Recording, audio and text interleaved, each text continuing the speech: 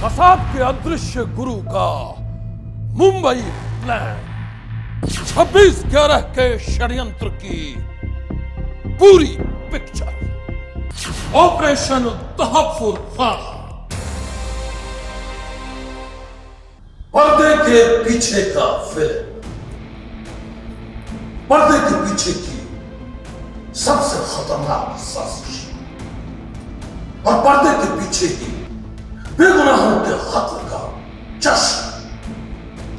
कहानी मुंबई अटैक में जिंदा पकड़े गए आतंकी अजमल आमिर कसाब के अदृश्य गुरु, एक ऐसे शैतान की जो कभी सामने नहीं, जो हमेशा पर्दे के पीछे रहा और पर्दे के पीछे से ही उसने कहर उठा किया।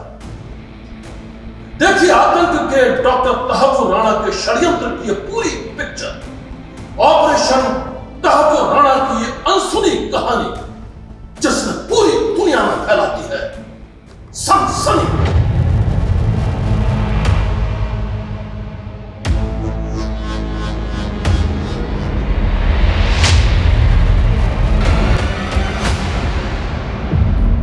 अस्सलाम वालेकुम दाऊद गिलानी साहब। अस्सलाम वालेकुम जनाब, जिहाद के रास्ते पर जब से अपना नाम बदला है, जब से आप डेविड कोलमैन हेडली बने हैं, आप कुछ ज़्यादा ही बिजी हो गए हैं। I extremely sorry my friend Tahawwur Rana sahab, I am sorry, माफ़ी चाहूँगा। लेकिन जनाब, इतना व्यस्त भी तो मुझे आपने ही किया है। इतनी बड़ी जिम्मेदारी जो सौंप दी है, बस सुबह शाम उसी में लगा रहता हूँ। आइए आइए जनाब, तशरीफ़ रखिए। शुक्र है आप अपने काम में बिजी हैं। अल्लाह का शुक्र है, लगता है इस बार कुछ बड़ा ही होगा। ज़रूर इस बार बड़ा होगा। मैंने सारी रेकी भी कर ली है। मतलब इस बार इंडिया खून के आंसू रोएगा। रोना ही पड़ेगा। और ये मैं सब यूं ही नहीं कह रहा हूँ। मैंने मुंबई के उन तमाम इलाकों का नक्शा किया है जहाँ हमारे आदमी अटैक करेंगे। तो फिर इस बार लाशें बिछेंगी? सिर्फ लाशें ही नहीं बिछेगी, खुदा की कसम इस बार मुंबई में खून का सैलाब आएगा। खून का सैलाब? वल्लाह, तब तो मजा आ जाएगा।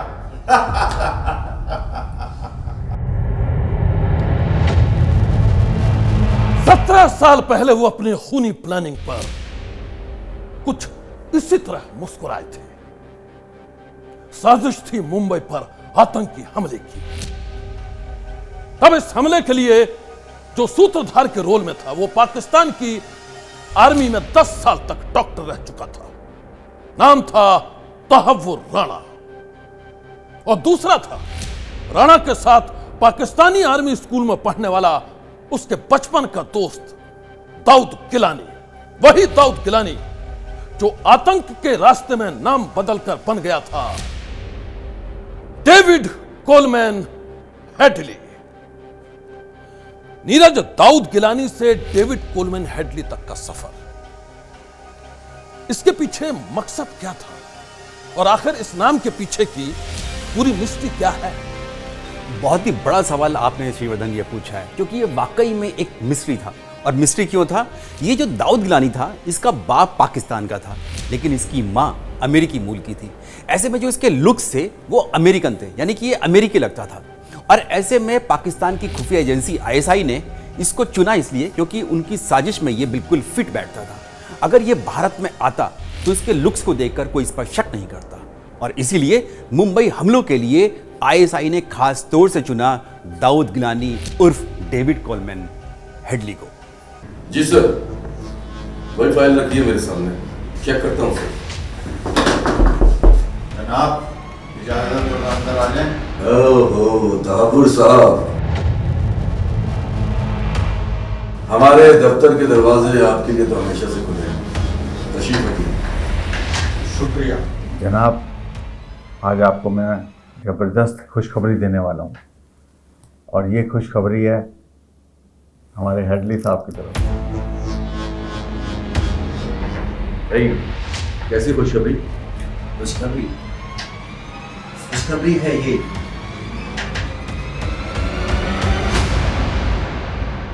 इसमें है क्या? इसमें वो सब कुछ है जो आप चाहते हैं। मुंबई के वो तमाम अहम हिस्से, उन सब का नक्शा है इसमें। बहुत खूब हेडली साहब, बहुत खूब। इसमें तो मुंबई के सभी ठिकानों के नक्शे हैं। हेडली साहब, तुमने तो कमाल कर दिया। ये कमाल तुमने किया कैसे? जनाब, हेडली साहब ने दिन रात मेहनत करके ये इकट्ठा किया है। किसी को शक तो नहीं? क्या बात कर रहे हैं जनाब? इंडिया में ऐसे चेहरे मोहरे वालों को लोग शक की निगाह से नहीं, हसरत भरी निगाह से देखते हैं। मैंने नगीना ढूंढा है आपके लिए। आपका भरोसा टूटने नहीं दिया। मैंने जो कहा, जैसे कहा, जब कहा, हेडली साहब ने वही किया। तो हेडली साहब, आगे की प्लानिंग क्या है? अब तो आगे आपको करना है जो करना है। मौत के लश्कर भेजने होंगे मुंबई। Of course. वो तैयार तो है ना? ऑफ कोर्स, तो पूरी तरह से तैयार है। तो देरी किस बात की है जनाब? हमारी आंखें काफिरों का खून देखने के लिए मचल रही हैं। जल्दी कीजिए। हाफिज साहब, आप बिल्कुल फिक्र ना करें। बहुत जल्द ही आपकी आंखों को वो खूनी मंजर देखने को मिलेगा। कसम खुदा की, इंडिया में कयामत बर्पा कर देंगे। कयामत।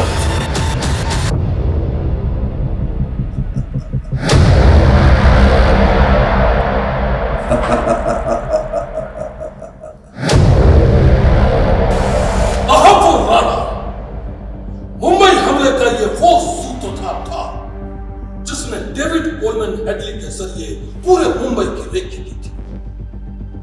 हेडली को जाली पासपोर्ट के जरिए कैसे मुंबई पहुंचना है, उसे मुंबई में कहां पर रुकना है, यह सारा इंतजाम तहव्वुर राणा ने किया था। और इसके लिए वो खुद हेडली के साथ मुंबई गया था। मुंबई, जिसे भारत की आर्थिक राजधानी कहा जाता है, और उसी मुंबई को दहलाने के लिए तहव्वुर राणा और डेविड कोलमैन हेडली ने हमले का पूरा खाका तैयार किया था। हमले की इस प्लानिंग को अंजाम तक पहुंचाया था पाकिस्तानी खुफिया एजेंसी आईएसआई ने। मौत के इस खेल के लिए आईएसआई ने हाफिज सईद और जकी उर रहमान लखवी जैसे आतंकी आकाओं के साथ मिलकर दहशतगर्दों का एक खूनी दस्ता तैयार किया था, जो हर वक्त मरने मारने के लिए तैयार रहते थे, यानी एक फिदाई दस्ता। असल जिंदगी वही है जो मजहब के काम आए। तो आप सब तैयार हैं काफिरों का खून बहाने के लिए? जी जनाब, हम सब तैयार हैं। शाबाश। मुझे तुम सबसे यही उम्मीद थी। हाफिज साहब और लखवी चाचा ने आप सबको सब कुछ समझा दिया होगा। जी जनाब, उन्होंने हमें सब समझा दिया। हमें मुंबई समंदर के रास्ते बोट से जाना है और फिर वहां खून की नदियां बहानी है। Very good. जनाब, लखवी चाचा ने हमें बताया है कि इन काफिरों के खून के मिशन में अगर हमें शहादत मिलती है तो हम सीधा जन्नत जाएंगे।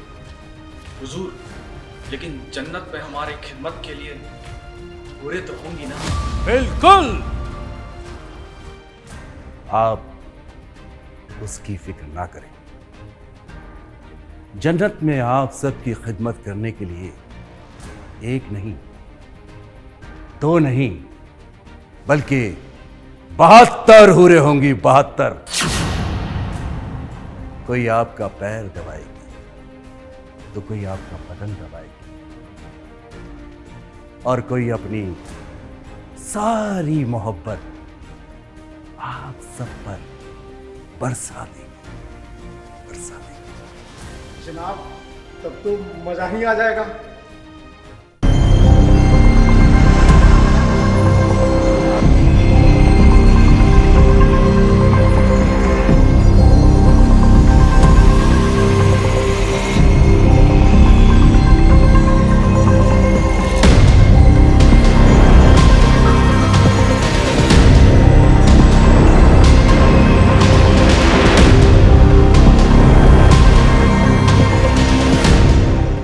तारीख थी 26 नवंबर 2008।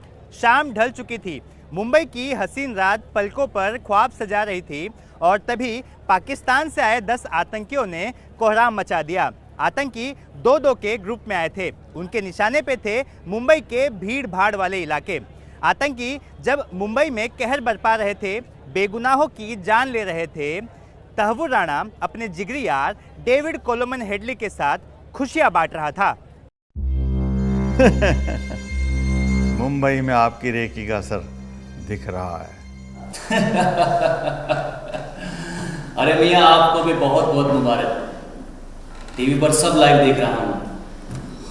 मेरी तो आंखें ही तरस गई थी ये खूनी मंजर देखने के लिए। अपना भी तो यही हाल था। आज काफिरों को देखकर इन आंखों को बड़ा सुकून मिल रहा है। ये इंडियंस यही डिजर्व करते हैं।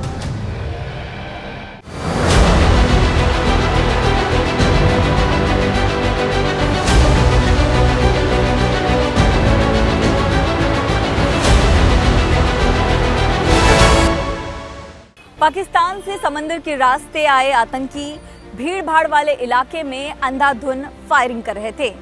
छत्रपति शिवाजी महाराज टर्मिनस और लियोपोल्ड कैफे से शुरू हुआ मौत का ये तांडव ताजमहल होटल में जाकर खत्म हुआ। इस हमले में 146 लोग मारे गए और 300 से ज्यादा लोग घायल हो गए। जवाबी कार्रवाई में 9 आतंकियों को सुरक्षा कर्मियों ने मार गिराया और एक आतंकी अजमल आमिर कसाब जिंदा पकड़ा गया। अस्सलाम वालेकुम। वालेकुम अस्सलाम तहव्वुर साहब। कैसे हैं जनाब? ठीक हूँ मैं, खुश हूँ मैं। भाई आपके खेल ने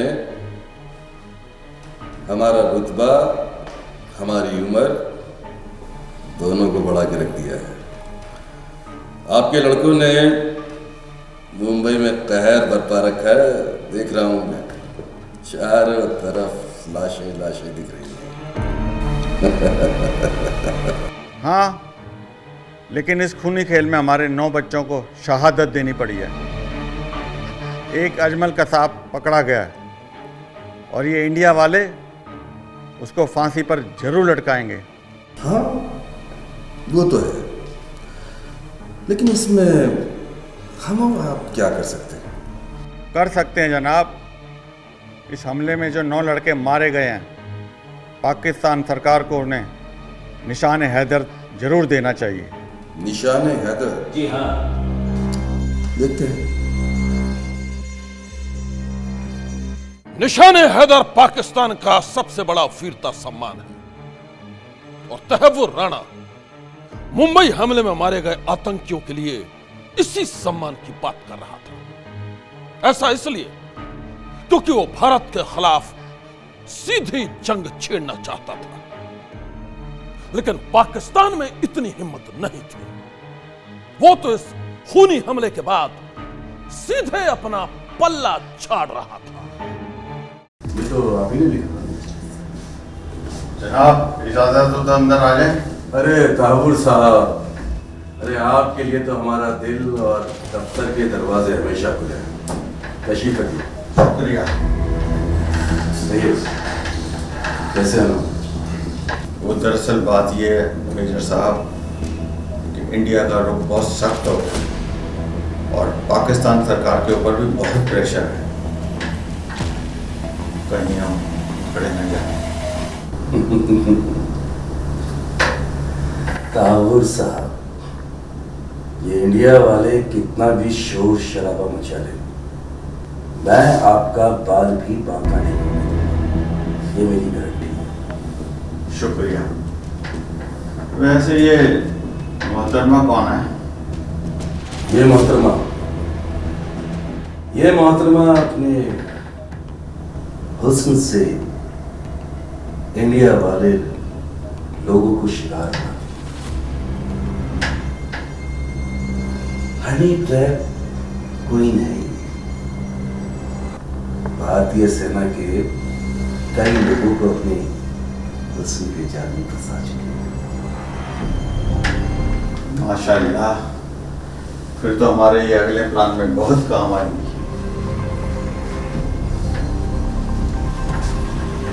अगला प्लान? मेजर साहब, अभी तो इंडिया पर एक हमला हुआ है, ऐसे कई बड़े हमलों की प्लानिंग कर चुका हूँ।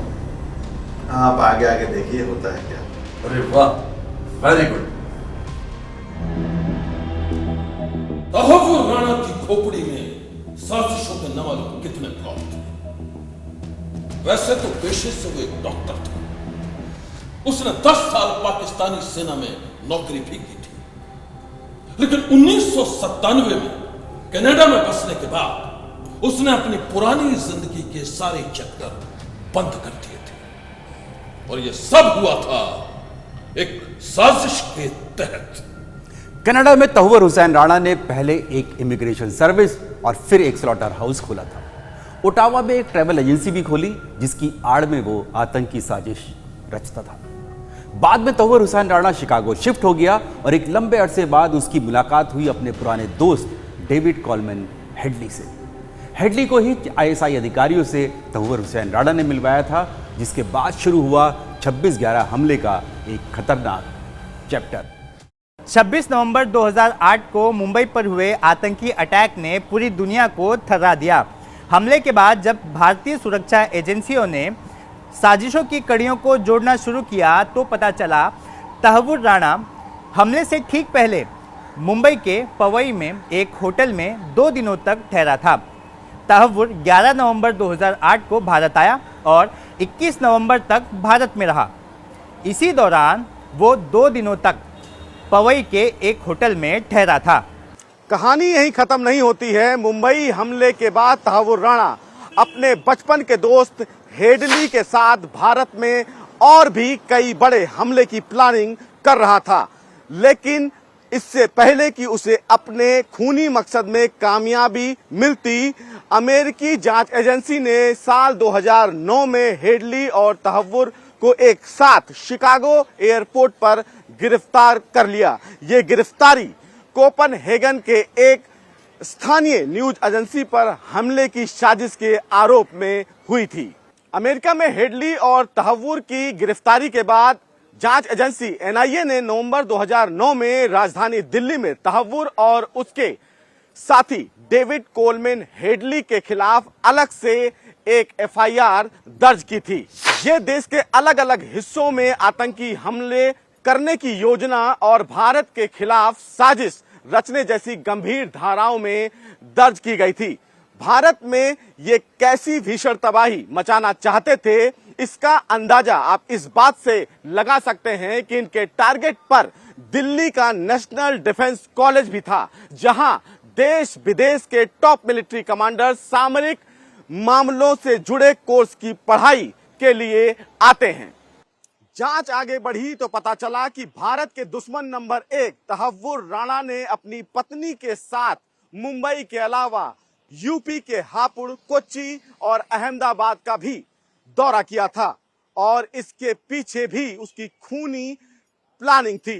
इंसानियत के इस दुश्मन को सबक सिखाने के लिए एनआईए ने अमेरिका की जेल में बंद तहव्वुर राणा के खिलाफ एक नहीं बल्कि कई सबूत सौंपे और फिर भारत के मोस्ट वांटेड के प्रत्यर्पण का रास्ता साफ हो गया। तहव्वुर को भारी सुरक्षा बंदोबस्त के बीच विशेष विमान से भारत लाया गया। अमेरिका से कड़ी सुरक्षा के बीच तहव्वुर राणा को जब भारत लाया गया तो सबसे पहले उसकी पेशी इसी पटियाला हाउस कोर्ट में हुई। सुनवाई भी हुई और फिर एनआईए की स्पेशल कोर्ट ने तहव्वुर को 18 दिनों की रिमांड पर भेज दिया। मतलब कि तहव्वुर अब 18 दिनों तक एनआईए की कस्टडी में रहेगा और इस दौरान जांच एजेंसी उसके दिल में दफन एक एक राज को उगलवाने की पूरी कोशिश करेगी। ऐसे राज जो पाकिस्तान को एक टेरर स्टेट यानी आतंकी देश के तौर पर दुनिया के सामने बेनकाब कर देगी। जो अब आगे वो प्रक्रिया होगी, जिस तरह से उसको इन्वेस्टिगेशन किया जाएगा, जिस तरह का एविडेंस सामने आएगा, वो इंटरनेशनल कम्युनिटी के सामने फिर से रखा जाएगा और तब पाकिस्तान फिर से एक आंसरेबल होगा। अभी तक तो वो निकल जाते हैं इस बात को, कुछ ना किसी को बहाने से अभी तक उन्होंने कोई कॉपरेट नहीं किया है। लेकिन अब कम से कम एक एक्सपोजर उनका जरूर होगा। इमीडिएटली नहीं, बट 2-3 महीनों में या जितनी जल्दी हो सके भारत में इसकी इंटेरोगेशन से जो डिटेल्स निकलें और जितना शेयर किया जाए, तो महीने 2 महीने में पाकिस्तान काफ़ी हद तक बेनकाब हो सकता है कि पाकिस्तान की इंटेलिजेंस, सरकारी ISI और LET आपस में कैसे कोऑर्डिनेट कर रही थी भारत में 26/11 को करवाने के लिए। देश के सबसे बड़े दुश्मन तहव्वुर राणा का भारत में प्रत्यर्पण एक बहुत बड़ी कामयाबी है। बेगुनाहों के खून पर हंसने वाला ये शैतान भारतीय सुरक्षा एजेंसियों की गिरफ्त में अपनी जिंदगी की उल्टी गिनती गिन रहा है। उसे डर है कि जिस तरह मुंबई हमले में जिंदा पकड़े गए आतंकी अजमल आमिर कसाब को फांसी पर लटकाया गया है, कहीं उसे भी मौत की सजा न मिल जाए। फिलहाल आतंक के डॉक्टर तहव्वुर राणा से पूछताछ की जा रही है। उसके दिल में दफन हर राज को निकाला जा रहा है, और जब तक इस शैतान के गुनाहों का पूरा हिसाब किताब नहीं हो जाता है, हमारी नजर भी इस पर बनी रहेगी।